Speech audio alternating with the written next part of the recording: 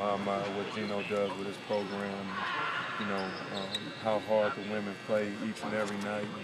And, it's great to see, their efforts get rewarded by having a trip down to Nashville. And, I wish them the best of luck. And, we going down to Dallas, and hopefully both of us can, prevail. Us on Monday and the women on Tuesday. When you thought about your career projection beyond the NBA, did you ever imagine year two as the head coach you'd have a team in the Final Four? Is this what you dream about or kind of planned on? You just take it one step at a time. When I got this job, that's one of our goals. But, we want to just improve each and every day. And that's what I set in my mind. And, if the Final Four happens, it happens. But, we want to improve each and every day. And I think we did that. I think we're playing our best ball now. And, that means, guys are really accepting coaching. And they're staying together and they're playing hard. And, when you do those things, you reap the benefits. What does it mean to be going to Dallas, where you have so many personal connections? Oh, it's great. Most of my family is down there. My mother's from there. I was born in Oak Cliff. And, mother and father got divorced when I was 5 and we moved to LA, but my dad always stayed down there and always came back in the summertime. So I'm very fond of Dallas.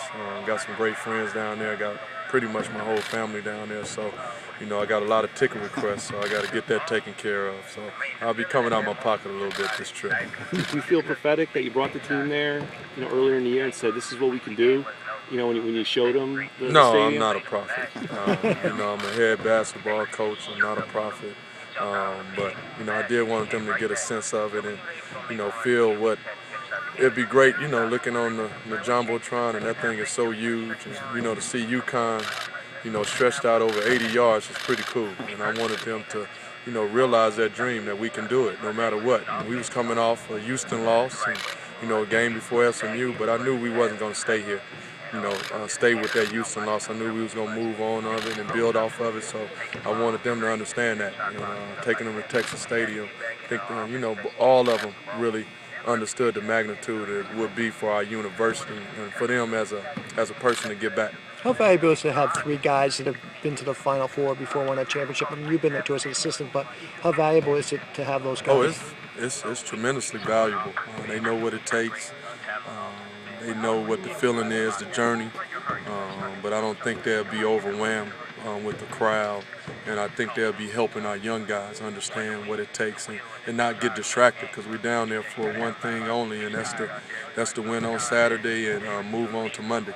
It may be old ground, Kevin, but can you give me any insight into how you become this wordsmith with all your sayings? I mean, is there someone who influenced you? Where do you get all these very catchy sayings you have and you share with your players and the media? I don't. Yeah, I just read a lot, and my mother, and it's just I don't know. I don't try to do it all the time. I just try to plant seeds in their minds sometimes, and hopefully they listen. They give me sayings. Of course, it's rap sayings, and I can't repeat those. But it's just I don't try to do it all the time. But I always want to keep the same message, and that's playing hard, and that's playing for each other, and playing together, and just try to twist it and say it in a different way. But I'm saying the same thing all the time. Kevin, you returned here in 2010 and Neil's arrived here. What do you remember you